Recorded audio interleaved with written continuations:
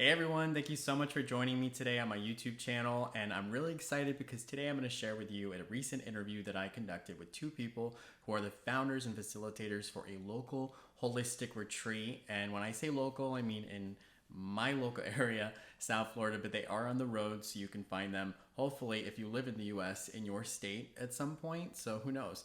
But definitely reach out and see. I'll put all the information in the description below. So, what do these people facilitate? Holistic modalities, meaning they have acupuncture, massage, and all kinds of amazing things that they'll soon talk about. And psilocybin. So, for those of you who aren't familiar with psilocybin, definitely watch the documentary on Netflix. It's pretty popular. It's called Fantastic Fungi, and they talk about all kinds of incredible mushrooms, one of them being psilocybin. And the science is really incredible. John Hopkins has done some studies on psilocybin and the fantastic effects that it has on the human psyche. Okay, so we'll talk a little bit more about that, but I do highly suggest that you guys do your own research, come to your own conclusions. We do talk about other types of psychedelics on this video, but this is in no way encouraging or pressuring you to do anything. I just want you to do your own research and then make your own choices based on whatever you decide, whatever, go with your intuition. And I do mention that on the interview.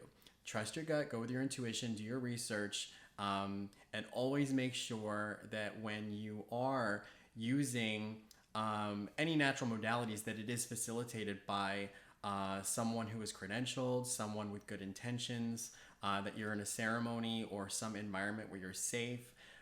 Okay, so I just wanted to mention that, but definitely look up the John Hopkins studies and many other studies now that are coming out, and let's just get right into the interview. So I did my best talking a little bit about psilocybin and not just that, because that's not really the focal point necessarily. I want to talk about your retreat because I'm really excited to attend it. But why don't we start with who you guys are? Let's start with Heather. Who are you and what got you interested in this? I am heart. I'm all heart all the time. I started a self-development and leadership program 3 years ago now, something like that. And that really just kind of opened me up to like my blind spots and how I was really holding myself back. As I was learning more about myself through that process, I was able to just grow a desire to just learn more and more and more, and to heal through things, because I realized as I was releasing all these things and really noticing how I was holding myself back based on my traumas, my life experiences, relationship wounds, and all of that stuff, I was able to release them. And so that I was able to start noticing shifts in my life and feeling lighter and healthier and happier and making different choices. So I wasn't constantly putting myself in the same situations with the same types of people. So I really just kind of dove in head first with all of it. So, and we've been together for 8 years. So as he's been studying, for the past 10 years, I've really been kind of studying, under him, but beside him, and learning everything as he's been learning too. So, I loved how I was able to release things and just move forward and not be held back anymore. So it was really cathartic. It was really liberating, very freeing. I was able to experience unconditional love and complete joy for probably the first time in my entire life. And I'm, in my 40s. So my whole life was pretty chaotic, turbulent, and unhappy. So I was able to actually make those shifts and make conscious choices.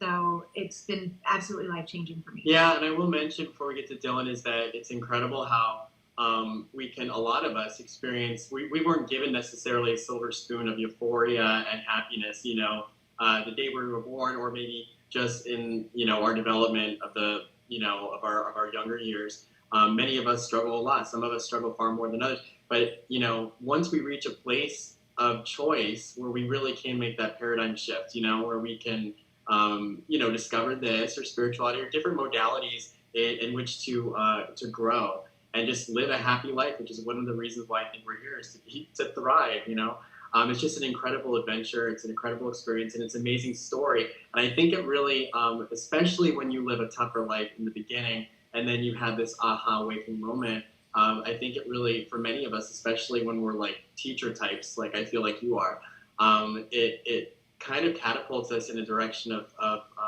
awakening others. And I think that's the path that you've chosen too, right?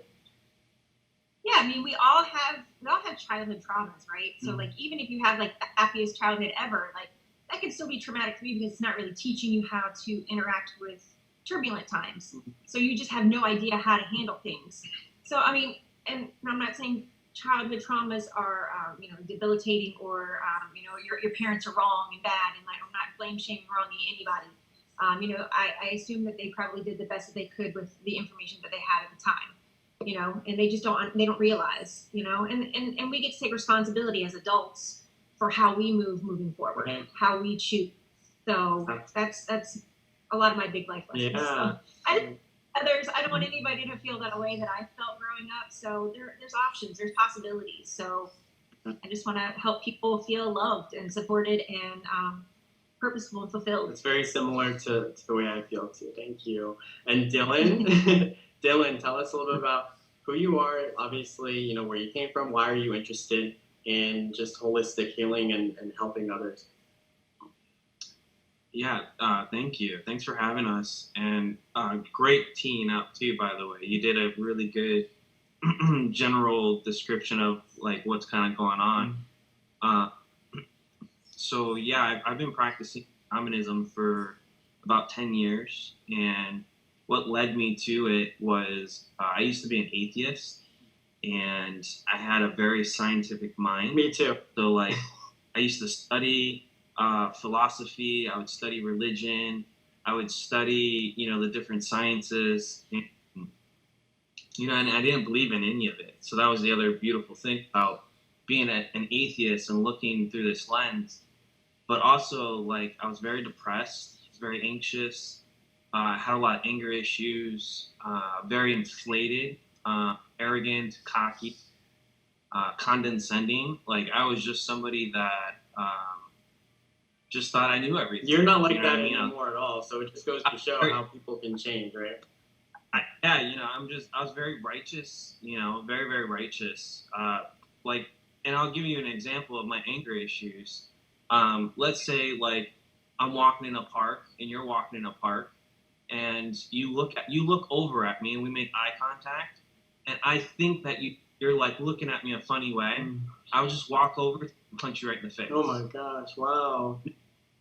No conversation. You might have even not even been looking at me. Don't even care. I would have just walked. So you were one of those guys. I think we all have guys like that. I just want to say for everyone who's listening, Dylan is one of the kindest, like sweetest, nicest people I know. So it's just an incredible transition that, and it goes to show that that's not who you were. That was just like these blocks that you put up for yourself. So go on.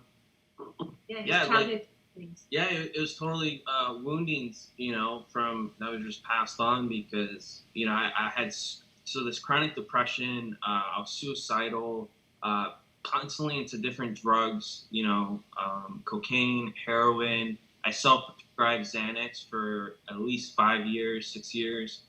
And then anyways, I'm on my way to a party on New Year's Eve. And I'm with some shady friends. And I bump into an old friend I haven't seen in a while, and he offers me some LSD at a gas station. And I'm just like, yeah, man, I'll take some. And he gives me what I know is a heroic dose. And a heroic dose basically means that you have enough of this substance that you're going to have an ego death. And I didn't know anything about ego death. I didn't know anything about soul loss, which is what I experienced from this experience. I don't know if anybody's read The Psychedelic Experience by Timothy Leary, but they break it down. It's based off of the Tibetan Book of the Dead, and they break it down in different bardos or different states. And there's different ego traps that you can fall into. I hit at least like 8 out of those 10 that's described in that book. Can I interject really quick? For those of you who are listening, if you've gotten this far, I just want to establish. Listen to this with like an open mind. I think sometimes people will hear the words LSD and just automatically shut down. And personally, I have not done LSD. I've done like magic mushrooms, so I like to stay as close to source as possible. But LSD can be a tremendous experience for a lot of people, and it is facilitated in different medical arenas across the world. So it just depends. But in this particular situation with Dylan, like it was life changing for him. So I also think it depends on the intention going into it, but he'll explain more about that.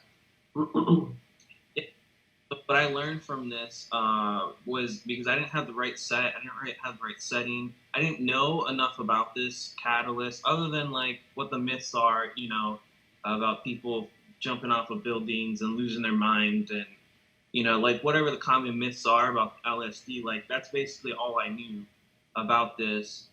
But in my experience, I was able to see things that I didn't believe in. So and in this sight and in this perception that I had from this catalyst, it definitely showed me, because I was very righteous in my ways of looking at the world and very pompous, so it really just showed me like, wow, I don't know what I don't know. And in this circumstance around these people I was with, I potentially almost died a few times just because of the setting that I was in and how I was, when you take a lot of this substance, like you lose your sense of reality. That's why it's very important to be with a facilitator that you trust and that and that you build rapport with and relations with, and that also you do the research on whatever sacrament's being used, whether it's mushroom, psilocybin, or LSD, or even ketamine, because that's also a very popular one that's being used with doctors and stuff like that. And the reason why I say that is because it's so different than an ayahuasca experience. And I mean, Rodney, like we've done ayahuasca, and that's different from the psilocybin. Mm-hmm. Yeah. It's very similar, but it's also very different. Right, and I think that's also important. I mentioned that the other day in a class that I was teaching that, I think that's another very important point that needs to be made with young people when we discuss the dangers of drugs, because there's this drug war and they just lump it all together. There's a big difference between cannabis and psilocybin versus methamphetamines and amyl nitrate. You know what I mean? Those are like synthetic, DNA damaging, immune destroying, toxic chemicals, and it's just not the same as healing, medicinal, life changing natural medicines. And that's not to say that everything that is natural is good for you. Mercury is not good for you. But our natural things are incredible. I'll also say the same about synthetic. Not everything synthetic is necessarily bad for you. Right. And that's where I'm hearing about LSD. Like, I'm all for organic and natural things too. But let me tell you, I think LSD is my favorite. Maybe because it was my first real experience. I don't know. Maybe I'm biased. But I have a very deep appreciation for it. Even I predominantly work with other sacraments too. I do have to say that I will admit that, and I'm not going to go into tangent about this, but I do admit that I had an aha moment about holistic living and stuff, and for some reason I'm very like black and white about the whole natural versus synthetic thing, and I think that's part of my own development, because yeah, you're right. There's a time and place when a synthetic something might be necessary. So yeah, that's something I definitely have to. It's also the conventional stuff that's going on. Like I know a lot of our hospitals, for example, it's all conventional, and they're like so against holistic. But no, there's a total marrying of the two, because there's a place for conventional. Like we do need that kinds of science and medicine, and we also need holistic. Like that may be one of the major reasons why so many of us have created a polarity between the two, so massive, like a major rift, because the established medical authority has kind of created that rift for us, in that it's one or the other. You better choose. In our establishments, we only use synthetic. There's nothing else. It's the only way we can patent anything and sell it. So I believe in integrative, which is having facilities that you have options. But yeah, absolutely. So like, why don't we go into a little bit what the retreat is that you guys have. And by the way, I just want to mention Maria. I think you're still on, Maria. Hey. She's a good friend of mine. She's a holistic health coach. If you guys don't know Maria, check her out. She's amazing. She's a health coach. She's like amazing at making organic snacks, and she's got her YouTube channel and everything. So Maria, if you want to connect with Dylan and Heather about the retreat, it's coming up. I would love for you to be there because then you and I can do it together. She's interested. She wants to do it. So why don't you tell us, Dylan and Heather, a little bit about the retreat and what that looks like, unless there's another topic you'd like to go into, but I think that's a big one. On one thing with the synthetic stuff, okay. before we move on to the retreat, being really sure of where you're getting it from and being able to test it, super, super important, because a lot of people are cutting it with things that can be fatal. So always test, always know your resource, like, period. That's just, safety is always number one for us. It's like anything. It's like, you guys, and I'll mention really quick some quick facts, is that, you know, most cannabis oil in the dispensaries are adulterated and contaminated. 95% of essential oils on the market are contaminated, adulterated, and have fillers like turpentine. So if you want 100% pure, you really have to go to a source that you can trust. So yes, thank you, Heather, for that. Every single time, because you just don't know what you're getting. Legit. So legit. No, you don't want to play with your life. Like, you want to play with your life in a way that it's going to be positive and transformation, not, you know, that's going to make you sick or, you know, worse. No Russian roulette. No. All right. So the retreat, it is Radiance Retreat. Our mascot, if you will, is the Phoenix. So we will be focusing on doing healing work, where you will be releasing things into the fire, if you will, things that don't serve you, that hold you back, things that you want to release, or things that you want to bring in. Like, we put it into the fire, and then you're going to rise from those ashes, and you are going to thrive. And you know, our results don't lie. So our last retreat was absolutely amazing. Everyone is thriving from that, and it brings us so much joy and pride. Just knowing that everybody's there to really heal themselves and put the work in and be responsible for it, and just really, like, take off. So Radiance Retreat, we're here to do some polishing.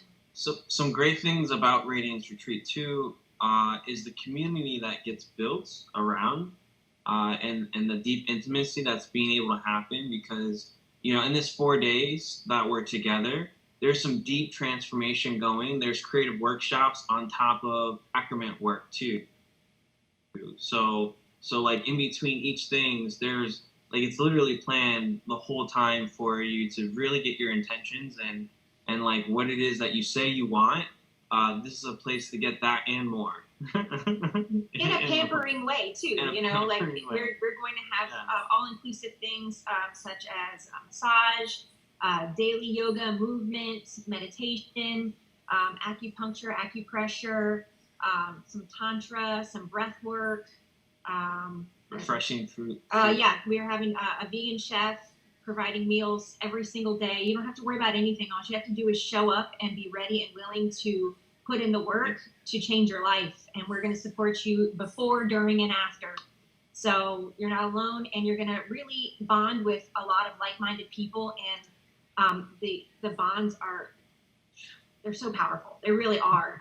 You know, you're going through these things with other people, and just the friendships that we've seen form are just, they're beautiful. They really are. I wanted to mention, you guys, anyone who's suffering from things like addiction, and just things that are, like, debilitating, in terms of, you know, the struggle we have between, like, scarcity mentality and just thriving in life. You know, the average rehabilitation center has, like, less than an 18% success rate in actually rehabilitating anyone. And I don't want to sound cynical in saying that might be by design. But anyway, I will mention that there is a statistic, and I'm not saying that's the retreat statistic, but I will mention that, you know, that they say, and I don't know if it's a John Hopkins study, but it is a study that was done, 80% of the people who did psilocybin facilitated properly, that were smoking cigarettes prior, they had an 80% success rate of stopping their addiction to cigarettes. So that's huge, because that's one of the most addicting, like, substances that we know of. Next to a few other ones that I can think of, but it's a big one. And so that just shows you the power of what this can do when it's facilitated, like in this retreat setting, so like beautifully, and like Heather said, you know, in a way that you're being pampered, and it's in a holistic environment. Because a lot of these rehabilitation centers, and again, I'm not saying you guys are a rehabilitation center, but technically, that they're very like, if you ever been to a DMV, and I've never been to a rehab, but I know people who have been, but if you ever been to a DMV, and you know there's a line, and like there's the service is very like icy cold in terms of like the way they treat you, and you know it's just not a place to heal. So it's very different when you set up an environment like this where there's acupuncture, and there's, you know, essential oils, and there's meditation, and people there to help you with like like major empathy, you know, and kindness. So anyway, just had to say that. Go on. Well, dude, the other thing that I want to know, I want to point out, because I think it's really important, because I have a lot of friends too who are also addicts, and they're in the AA and NA, and you know, Bill W, the founder, he actually had a 13th step to do LSD. So like the idea was to do the 12 steps under the influence of LSD, and it like resets your personality. But at the time, it was considered a Scheduled 1 substance, so that's why they're like, no, no, no, like we're just going to keep the 12 steps. But that's essentially what we do, is a 13th step for people. So even if they've already been challenged with that sort of thing, and I'll give you an example. You know, like one sacrament we work with is cannabis, and there's people that I know who use cannabis, and it's like a double-edged sword. You know, it makes them lazy. They're not creative. You know, their memory's stunted, and just being in this space, you're able to have a different level of mindfulness, a different level of conscientiousness, where maybe something that was toxic, now you're able to shift it to a healthier relationship with. You know, and that's what I've noticed even with the cigarettes. Like we work with another tobacco called Hape, which is very it's commonly used with ayahuasca. It's really great for grounding. It's really great for clarity. It's really great to like center somebody. So somebody who smokes cigarettes and they're smoking, and let's say that they have an anxious mind, and they're not paying attention to their anxious mind, they're basically like praying for more anxiousness. So that's why they're probably chain smoking. That's why they're probably on 3 cartons a day, and with 3 packs. That's what I meant. Sorry, I don't smoke. I don't smoke, as you see. But that's a real addiction. Like, if I need some sort of nicotine, I support myself with the Hape, because of like I'm very mindful with it. You know what I mean? It's something that I'm very mindful with. So it's not something that addicted thing, more of like cool to just kind of stay in harmony with yourself, to, you know, remain grounded, to being able to integrate maybe some heavy emotions that are coming up, you know, or whatever life is throwing at you. So this is why I use these particular tools, and in a ceremonial context. It's different than a therapeutic context. You know, what they do, you know, if you had like a therapist or something, because what they're doing is they're looking at the physical and the psychological. And from our perspective, we're looking at the spiritual. So we're actually going a whole other tier level that includes all those other levels that they don't even recognize in science. Like they don't look at the spirit or the essence as a thing. You know what I mean? It's not even something they consider. And that's kind of what we're looking from. We're looking from that perspective, which also is how we're able to facilitate what we're able to facilitate to the community through religious certainty. And we're able to really support people with tapping into their divine quality, and really getting in touch with who they are. And anybody who, for example, is an addict, you know that they're just disconnected. And once you reconnect them, that addiction sort of dissipates, and it doesn't displace, which is what I see also happen inside some of these AAs and NAs. Very easy to pick up a new addiction. Quit this drug of choice, but now I just have this unhealthy thing that goes on over here, you know, with food or whatever it is? Everything that we do is very, very intentional, from start to finish. So, and everything's sacred. So it's sacred and intentional. Every little detail that we've included is for a reason. Very much. And it's for you. So it's not for us. It's for your liberation. Yeah, and like with mushroom, like if you're ready and willing to do the work in that ceremony, like you can literally reconnect, like your neurological paths in your brains. Like it can literally reprogram your subconscious.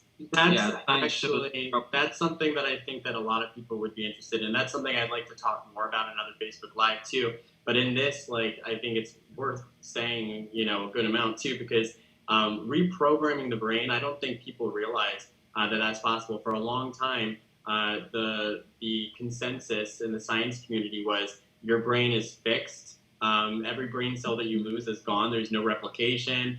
You can't rewire the brain. Like if you have issues, emotionally and stuff, that is it. And that's a very daunting way to exist, to assert that there's no improvement. And it's just completely the opposite, you guys. Like you literally through neuroplasticity, and you can rewire the brain. But not only that, with psilocybin, it puts it on fast forward. So as long as you have the intention.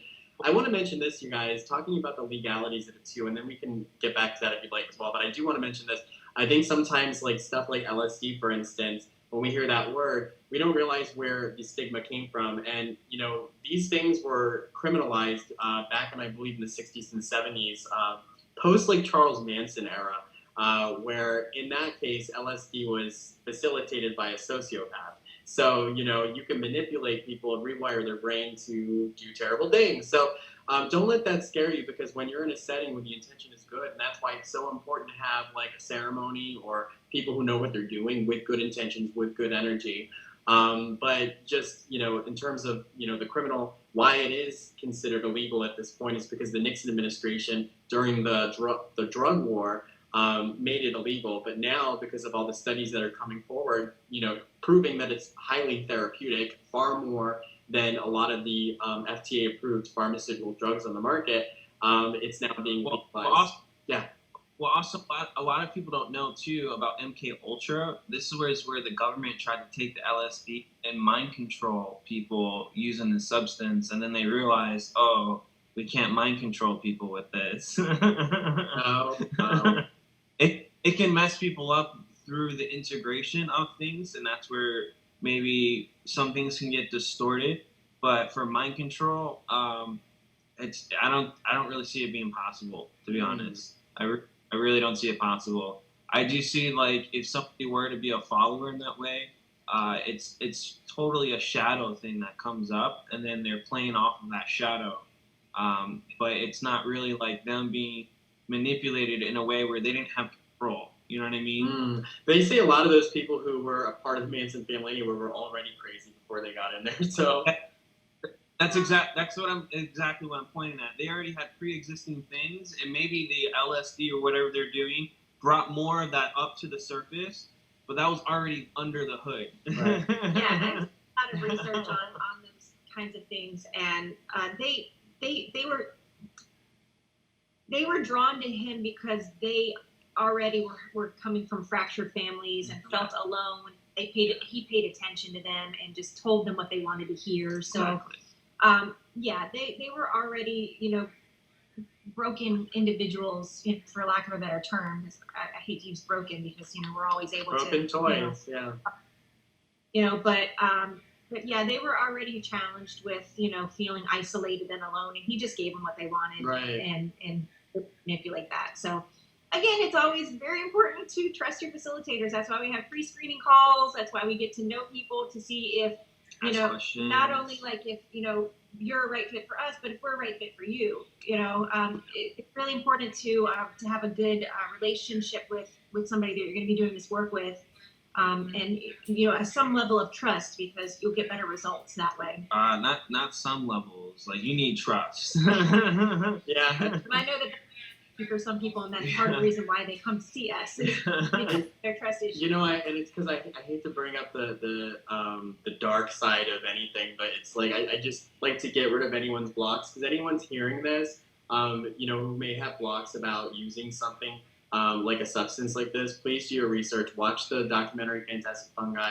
Look at the science, and because you could be blocking something that is going to be incredibly shifting inside of your life, based on ego or just like fear, you know. So definitely do research. That being said, in terms of the legalities, how come you guys in the state of Florida, where it is not legal yet, how are you able to facilitate this? So we're able to facilitate because we're a 508 faith-based entity, and that basically grants us the possibility to facilitate through religious certainty. And through religious certainty, there's some credentials and things that we have to follow. Like, one thing is about diversion. So, like, let's say you wanted to come and buy sacraments from us. We can't just like sell it to you and say, okay, go home with it and have a good time. You have to be facilitated within our container. That way we can't, you know, we know where it's going, how it's being handled and documented and things like that. We have to keep very meticulous records for legal purposes. Everything has to be transparent. There's no secrecy, no hiding. Like, our sources have to be comfortable with being above board and being transparent with that as well. Because we're very picky with where we get our sacraments from as well, because the intention put into it during the growing process is very important to what you would get out of it when ingested. So everything is, like I said, everything's intentional. Every single thing is very intentional. We are looking for, you know, the best providers for those sacraments, but literally everything is intentional. I will mention, go ahead. Meticulous. Everything has to be meticulous. Right. We have to keep everything, just so the government can see that we're taking this seriously, and that this is for you know, ceremonial purposes, and not for just for everybody to get together and have a good time. Right. It's just not what we Exactly. And we're based in Florida, but also our status allows us to travel anywhere in the United States, by the way. Oh, okay, awesome. And I just want to mention that this is something next time we do a Facebook Live that we should probably bring up in the very beginning. I think that would be good too. So we'll do a lot of these. And this may go on YouTube because I'm so fascinated by it, and I'm loving your energy. So if this is on YouTube, you guys make sure you click like and subscribe. Cool, man. I'm so excited. You guys, you don't even know how excited I am and how much research I've done on this. Most of you watching this know that you can trust, you know, my own research and the things that I do and the people that I work with. And then I would do my research a lot before I decide to do anything, whether it be a substance or a retreat or pretty much anything. So I'm really excited. You know, but it's funny you do that because, you know, I've been doing this for about 10 years, and I still do the same thing, even though I know certain things. Like, for example, if someone's taking a certain SSRI, I know it conflicts with certain sacraments, and I'll still ask my mentor just to be sure, just to make sure, you know, just to triple check, even though I know the information. But like, I'm just like, hey, it never hurts to keep reinforcing it and retelling it. So, you know, even you, Rodney, you asked me, you're like, I don't know if I asked this question already, and then you go on with it, and sometimes you have, but it's important work, and it's worth saying over and over again, because then there's no misinformation,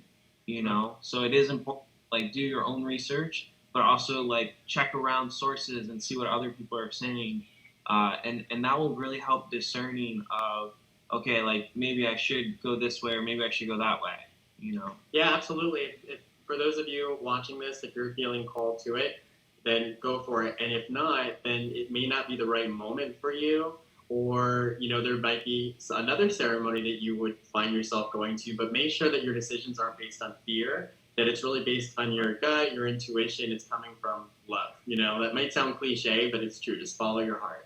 And if you do feel fear is usually coming about from lack of education about something. So I go back to do your research. If it's something that you really want to do to transform your reality. So, what else can we say? I think that for me, you guys, at some point, I've already done a little testimonial about my personal experience with psilocybin and how it was like intrinsic to my understanding, like who I really am authentically and my path in the world.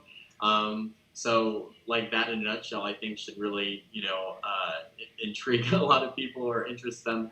Because I think sometimes in our lives, people sit in a log and they're just like, God, I don't have a roadmap. I'm so angry at the world and God and everything because I don't know where I'm going. But to go within is huge, and to use something like psilocybin to assist in that process is like phenomenal.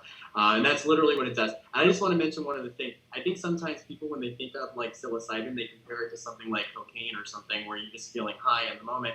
And really, there's two things that fascinate me about psilocybin. You guys can correct me if I'm wrong.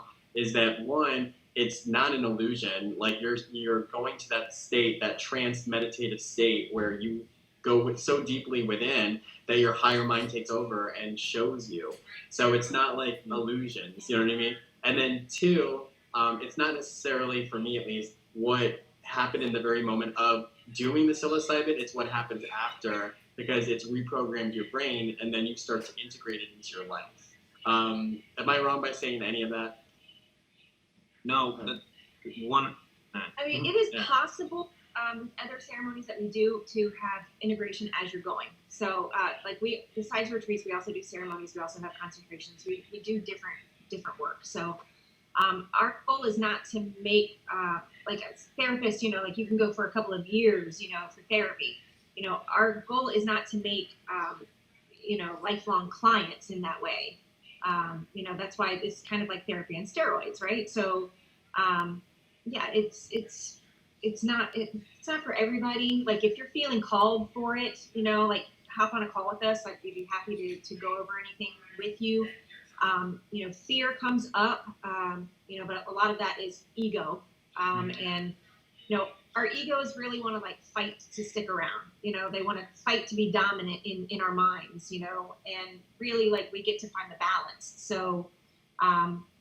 Just hop on a call and help. We can help you discern whether it's something that is right for you or whether it's just your fear holding you back. Go, Dylan. I also want to add, you're exactly right. Like the ceremony, the time that you're under the substance or the catalyst, you do enter this trance or this timelessness, this place of infinite possibility. So like as and what's so crazy is like when we prep people for this kind of journey, we put so much emphasis on the ceremony, but it's only 10% of the work. So like what's happening there is literally 10% of what's to unfold later. And like you said, the integration is where a lot of the long-lasting results and a lot of the things solidify. And that you're exactly right. That is 90% of the work. And some people are like, oh, what is integration? Like what it is, it's bringing everything to wholeness. So like the ceremony, it shows your reflection of where you're out of balance in your life, whether it's your intellect, whether it's your physical body, whether it's your mind-body relationship, your environment around you, your spiritual life, like whatever it is that's keeping you disconnected, that's keeping you in apathy, that's keeping you in your anger, whatever it is that these forceful things are under. The ceremony will show you how to turn it into a power, how to transmute it into something that will be beneficial. Like for example, my personal journey, I struggled with depression and suicidal tendencies.